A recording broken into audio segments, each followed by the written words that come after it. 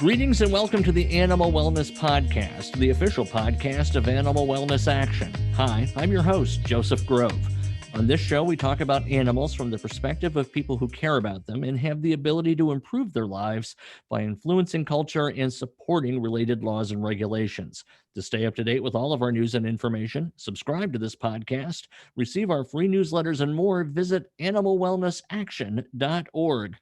On most episodes, I'm joined by Wayne Pasali, who's the president and founder of Animal Wellness Action, and our good friend Marty Irby, who is our lobbyist and one of our big executives with Animal Wellness Action today. However, and this is no consolation prize, Scott, so if you perceive I'm kind of saying, well, listen to the show anyway, I'm really not, because, Scott, you're a fascinating person, and you've been on the show before. You were the director of campaigns for Animal Wellness Action and the Center for a Humane Economy. So it's good to talk to you again, and I appreciate your being here. Oh, it's an honor to be back, Joseph, and I'm looking forward to the conversation.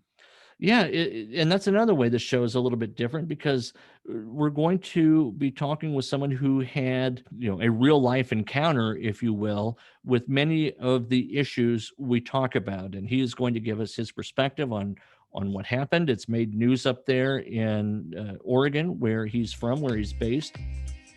Yeah, so we're going to be talking with Fire Chief Gene Davies. He is from Green Springs, Oregon. That's pretty close to Ashland, I understand, though, as I was sharing with Scott, my geography is poor, but Gene is the fire chief up there, and he was minding his own business, got a call, and we're going to turn it right over to him. Gene, tell us about the bear you found and how we learn sometimes the hard way that no good deed goes unpunished.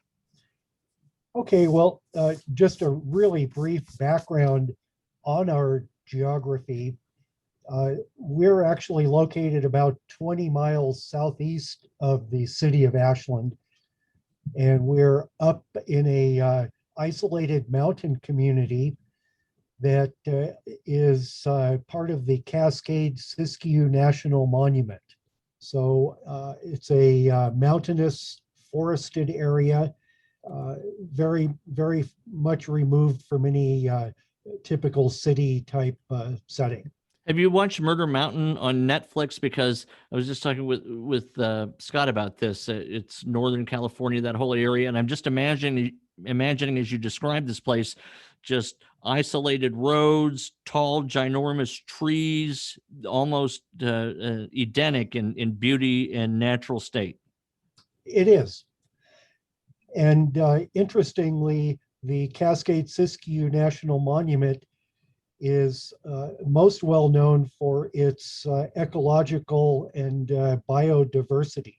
That is the main reason that it was that the monument was created in the first place. Gotcha. So you were on the job, a fire chief, on Wednesday, April 7th. So this is very recent, Wednesday morning.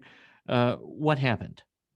I received a call from a community member at about 8:40 in the morning, and she explained that there was a traffic hazard due to a bear in the middle of the highway. Highway 66 is a state highway, very well traveled, and at relatively high speeds. So we consider hazards like this to be a serious matter. So I responded immediately. It was only a few miles away. And when I arrived, I saw that there was a young bear estimated about probably 40, 50 pounds. And it was just strolling down the double yellow line in the middle of the highway. I've done that some days after parties. Okay. People will find me just strolling down the middle of the highway. Well, this bear was actually walking a pretty straight line. I don't do that. So, okay, back to the bear. Back to the bear. In addition to the bear in the highway, we had some motorists also in the highway doing their best to try to shoo the bear away. And at this point, I blocked one lane with my emergency vehicle and called in to my dispatch. I asked for backup from the Oregon State Police and also the Fish and Wildlife Bureau. and got out of my vehicle and kind of joined the effort to shoo this bear up into the woods. And it was that time that I noticed the bear was acting, the behavior was very unusual in that the bear seemed to be really good friends already with one of the motorists who had stopped. It was quite friendly, walked right up to her, showed no fear whatsoever. After a few minutes of this, we were able to shoo the bear up into the woods. We were able to clear the hazard from the road. Traffic resumed its normal course. And I stayed on scene to make sure that the bear stayed away from the highway. Well, it was just a few minutes transpired, and the bear started to return to the highway and walked right up to me. And at that point, I tried to shoo it back up into the woods. And this time, as it ran up into the tree line, I followed it and decided to stay with the bear until help arrived. All right. So you had help originally, and then they left. There had been some other officials there helping you shoo away the bear, correct? So they Actually, must have. no, these were only bystanders Gotcha. or motorists. I gotcha. That time. Okay. So at this point, the Oregon State Police or the Oregon Department of Fish and Wildlife, they had not arrived yet. Correct. Okay. Very good. So I decided, well, I'll just babysit the bear for a while until this backup arrives, and spent a good couple of hours with the bear. It stayed by my side most of the time. It plopped down and took a nap for 20 minutes or so, went wandering around with me in tow, and then I went wandering around with the bear in tow. So we became inseparable in a very short period of time. So you're still waiting, and no help arrived. So you've got to be kind of freaking out a little bit. What are you going to do with this bear? I mean, you can't just drive away and leave it back on the road again. It's not leaving your side. What's your mental process as the clock ticks on? Well, my mental process is, wow, this is all new and exciting. Um, I waited for a couple hours before giving up on any help from the two agencies that I called. And I had a couple of my own volunteers show up with a large dog crate and some treats that we thought we could entice the bear with. And they basically showed up on the highway with the dog crate, and I came walking down out of the woods with the bear right at my heels. I was able to fashion a makeshift leash out of some of my equipment in my fire rig. I put the leash on the bear and used that to guide the bear into the crate. Took the crate to my house, put it in a nice, cool, shady area, and that's when I went to work on trying to figure out what in the world to do next. Let me ask you this, because it seems to me that that bear was very friendly with people, and you've kind of alluded to your surprise at how naturally accommodating this bear was to human interaction. Were you suspicious as to whether the bear may have been dropped off, or anything else cross your mind as to how this bear just, gosh, made friends with you and went into a dog crate, and it's kind of like you just picked your dog up out of the park? Oh, absolutely. Honestly, one of my first thoughts was that this bear was behaving more like a golden retriever than a bear. Just really, really friendly. So yes, of course, the thought that this bear has been around humans before, that certainly crossed my mind. Also, in the back of my mind, I was concerned that there might be a mama bear. So you get the bear home, and I don't know if you have family at home or not, but it's not every day someone in a household brings a bear home. Do you have folks at home that reacted to that? If you do, I'm just curious how in the world they would react to you bringing a bear home in a dog crate. At the time, I was by myself at home, so nobody came out to see the bear. However, because this is such a small community, uh, word gets around pretty quickly, and I did have a couple neighbors inquire if they could come by and see the bear. One of which did. Everyone else was discouraged from doing so. I wanted to keep things really quiet on the bear's behalf. Sure.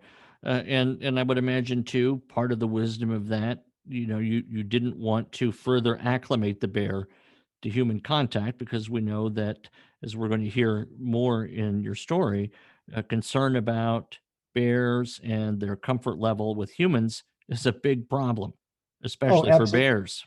absolutely. Right. So you made a couple calls. What was your plan? You've got this bear at home. What are you thinking is going to happen over the next 24 hours or 48 hours? Well, not too long after we arrived back at my home and situated the bear in the shade, I did receive a call from Department of Fish and Wildlife, and they were aware at that time that I had the bear. And their suggestion to me was simply to take the bear far away and release it. What did you And think of that advice? Did you think that was good advice? Were you beginning to think of places where you might take it? well, I, during the phone call itself, I was relatively agreeable to the advice and certainly started to consider that as my primary option. After I gave it some thought, I decided that I'd better do some research and formulate some kind of a plan to do this with the bear's welfare in mind. I did not want to release it somewhere where it would have no chance of survival. And also, I didn't want to release it somewhere where it would continue its contact with humans. At some point, you began conversations with lions, tigers, and bears rescue facility. When did they enter this story? Okay, actually, I never spoke with lions, tigers, and bears. They were contacted initially by other community members who I had contacted seeking advice. Did they ever reach out to you? What communications, if any, did you have with that group? Actually, no. I had not spoken with them at all. However, I was made aware that they were willing to take the bear and were trying to make preparations for legal transport. Yeah, but I never actually spoke with them or worked with them on the phone. So the bear stays with you Wednesday, and then Thursday you get some visitors, correct? Thursday, and honestly, I don't recall exactly what time, but the Department of Fish and Wildlife and one officer from the Oregon State Police showed up. Basically, they had a single-minded intention to pick up the bear and write me a citation. And those two things happened in that order. Did they, I guess, have a truck, or they put the bear in the crate that you already had?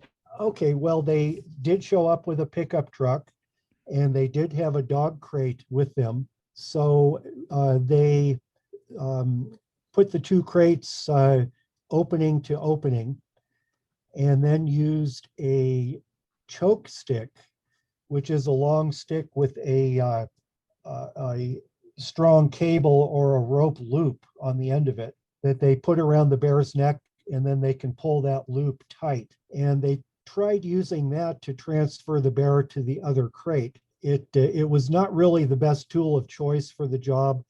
They had a lot of trouble doing so. They got the choke cable. They were unable to release it from the bear's neck.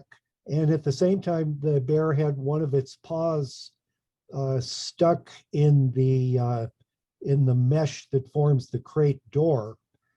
And I was able to carefully remove its paw from that mesh and give the bear a little shove on the behind, and in the crate it went. Uh, How was the bear's attitude? It seems was he fighting? And I'm assuming it's a he. Was the bear fighting this? What was the bear's reaction as Oh, this was going on? yeah, the bear was clearly unhappy with that choke device they used, and the bear was resisting that. Sure. What were you feeling and thinking at the time? My feeling was that it didn't appear that they knew what they were doing. They were they were introducing stress into an already stressful situation, and basically making things worse. So you have the bear, you've cared for it, you're obviously invested at this juncture. When they come and they drive away with the bear, what did you think would happen next? What I thought would happen next is they would drive away with the bear and have it examined by a vet. And it was my hope at that time that they would become aware of the rescue resource that was being made available, and that they would choose to release the bear to lions, tigers, and bears, release it to be part of their sanctuary. But that's not what happened at all, is it? No, not at all. All right. What did happen? Gene, tell Well, us what happened next in with this bear story. well, the first surprise was the state police officer giving me a stern look and telling me that he's going to give me a citation. And I said, okay, really? And stood by while he prepared that in his truck.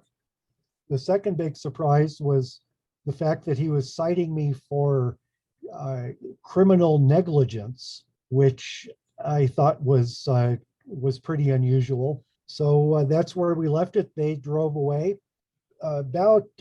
Probably about 2 hours later that afternoon, I received a call from Fish and Wildlife, and the gentleman on the phone simply informed me that the bear had been destroyed. Less than 2 hours later, they had already euthanized the bear. Yes, approximately. And I hesitate to use the word euthanized to describe an animal that was shot and killed. I want to turn it over to Scott now for a little bit, because Scott teaches wildlife law and animal policy at Willamette University. He's written a book on animal law. Scott, we have a guy we know from our discussions earlier, a veteran in terms of being a first responder. This is not a guy that just picks up a fire truck every now and then and heads out. We've got someone who really knows what he's doing on a lot of these types of issues. We've got a bear who committed no other sin than walking down to a road and making a few human friends.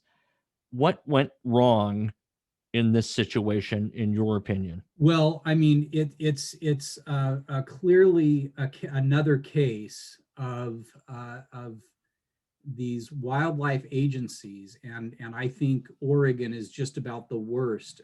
And I'm familiar with stories like this from all over the country, but I've never seen such a steady drumbeat of these kinds of stories like what we've seen in Oregon.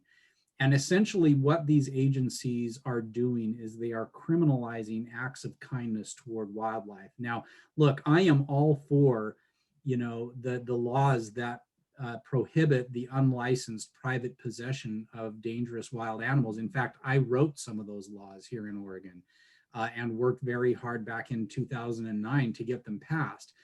But never were any of those laws intended to make it a crime to help an animal that is clearly in need, especially when the person trying to help is himself a first responder who is responding, in his official capacity to calls from concerned citizens. And so the conduct of both the Oregon State Police and ODFW were outrageous at the worst, and completely out of touch at best. So, what the chief did, he did everything right. He reached out to both agencies for help. At no time did they come and offer to help him with the situation. Instead, the only time that they showed up was to punish him and to kill the bear. So what I think this really demonstrates is that these agencies need to go from killing animals and punishing good Samaritans, and instead, help animals in need and support the good Samaritans. In this case, of course, they did precisely the opposite. And I think that's why we are seeing, such public outrage over this story. It also, it's been really mind blowing to see how ODFW has doubled down on this false narrative. I mean, in all of ODFW's statements, they don't even mention the fact that Gene was a first responder who was responding to a call in his official capacity. They leave that out. They leave out the fact that the Oregon State Police was issuing a citation to a fellow first responder, probably because they know that aspect of the story is likely to raise all sorts of question about their behavior and their decisions in this case. So again, I'm not suggesting that we should take in wild animals and commercialize them or turn them into our pets, but that's not what happened here. This was a guy who was trying to solve a problem, both a public safety problem and an animal welfare problem. Now, in terms of my role, I was one of the individuals who got a call about the bear on the evening of the 7th, when there were folks in the community looking for possible placement options for the bear. My wife, Jackie, used to work for the Global Federation of Animal Sanctuaries, which inspects and gives accreditation to animal sanctuaries of every kind all over the world. And so she was familiar with lions, tigers, and bears in California. And she described it to me as an absolute top-notch facility, one that was inspected and accredited by the Global Federation of Animal Sanctuaries. She's on a good first name basis with the founder and director of that facility. Her name is Bobby Brink. She called Bobby, and that created the connection with that facility. And Bobby Brink was making preparations to come to Oregon and drive the bear back to her facility.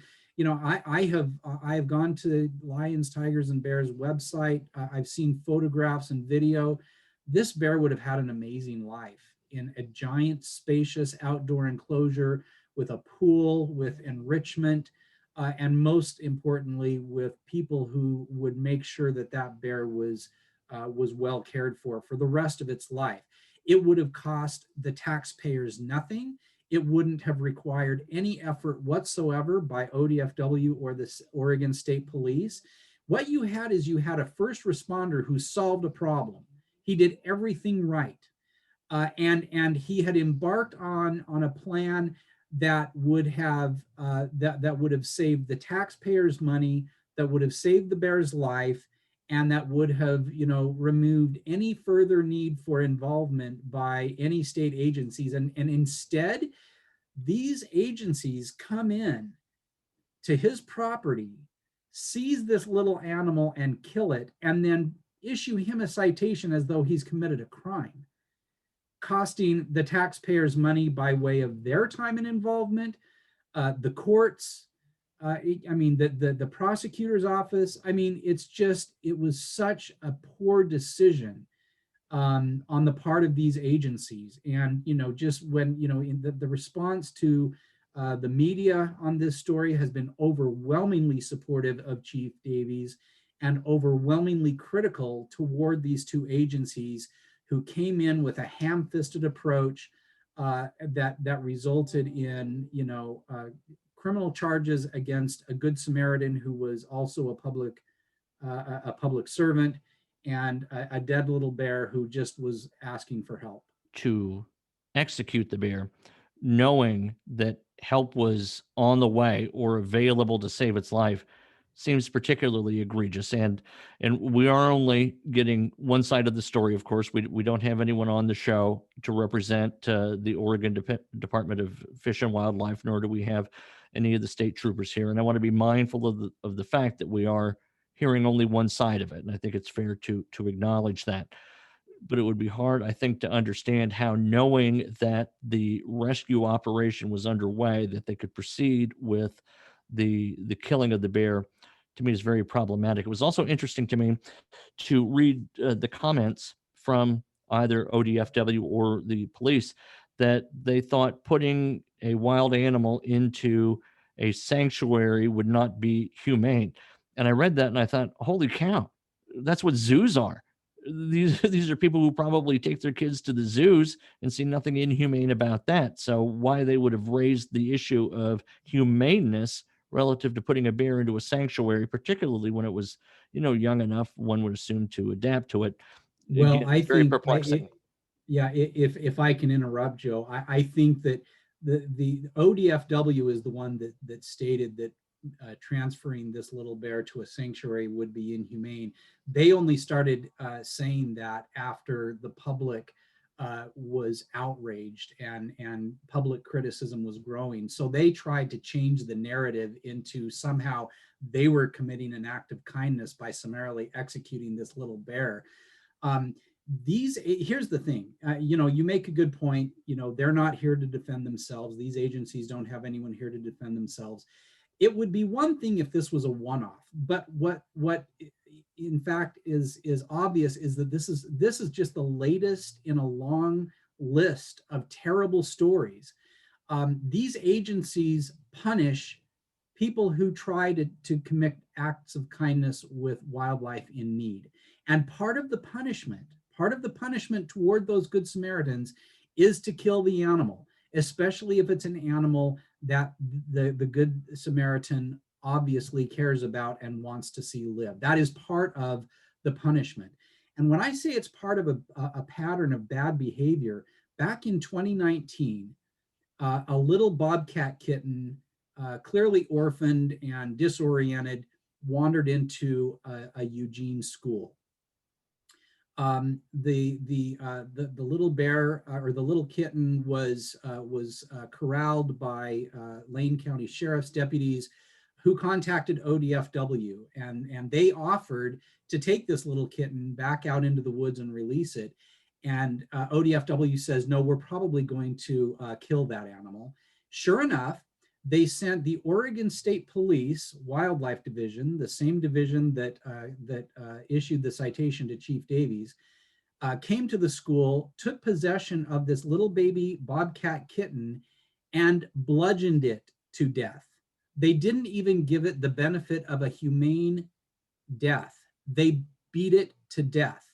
And then ODFW, when public outrage erupted and they were summoned to the Oregon legislature to defend themselves, the wildlife veterinarian for ODFW, who's probably the same veterinarian that made the call to kill this little bear, doubled down and said that beating a baby animal to death is a perfectly fine form of euthanasia.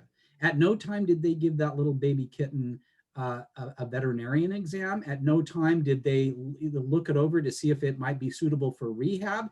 There was a wildlife vet available just a couple miles from that school that could have easily taken that little kitten in and turned it over to a licensed rehabber for rehabilitation and release. What's interesting is after that story happened, of course, it erupted in the media. And then just shortly after that, one of that kitten's litter mates showed up on the same school grounds. This time, ODFW showed up and, mindful of the public outrage, took the kitten to a veterinarian who pronounced it perfectly healthy and able to be released. And they turned that little kitten back out into the wild. So, again, they're not here to defend themselves. I'm sure that they would do a great job of explaining themselves if they were, But I can tell you that, Gene's story and the story of this little bear is just the latest in a string of terrible stories that clearly illustrate it's time to change the way these agencies approach situations like this. It's amazing the number of practices where bludgeoning is the go-to means, right? So, piglets who don't demonstrate sufficient viability to become profitable for pig farms, that's the means of getting rid of them. They thump them, they bludgeon them. We talked in our last episode about how kangaroo hunters, the prescribed method of doing away with joeys found in the pouches of these murdered kangaroos are bludgeoned to death on the spot. We're awfully big fans, it seems to me, as a species, of bludgeoning. Well, the ODFW really really misled the public in their justification of that incident by saying that bludgeoning was an approved method of euthanasia by the American Veterinary Medical Association. But in fact, when you look at the AVMA guidelines for euthanasia, it says that it is only suitable for animals with a very thin skull, for example, rodents used in research, and not suitable for other species, and all other methods should be explored first. So ODFW really misled the public in the aftermath of that incident, really distorting what the rules say. And, again, just a terrible attempt to cover up bad behavior. Gene, what is the status of your citations? Have they been dismissed? Are you still facing them? Where are you in terms of the legal aftermath of this event? Well, at last word from my attorney, the charges have not yet been filed with the district attorney. So Okay. that basically puts me in limbo. Can't take any further action until there is a filing. I suppose it's possible that they may simply not file the charges. But at the same time, I have a citation in writing and in hand. What would you do differently, Gene, if anything? I honestly don't think I would have done anything differently. Maybe made a few small adjustments here or there, but no, I think I would have taken all the same action. Scott, you live in a rural area. Much of the country is rural. We encounter wildlife more and more, of course, because we're encroaching on their space. What are some best practices for people who might be in Gene's spot, or if I'm driving through a park or taking a walk and come across a wild animal that needs help? What should we do? It's interesting that's a great question, Joe. And one probably the most common comment that I saw on social media and in comments posted to the news stories was, whatever you do, if you see an animal in need, don't call ODFW and don't call the Oregon State Police, because it is a death sentence. Now, that's just terrible. We should be able to call these agencies. There are so many states out there that have programs and approaches to situations like this that really emphasize supporting people that want to help animals and that actually help the animals.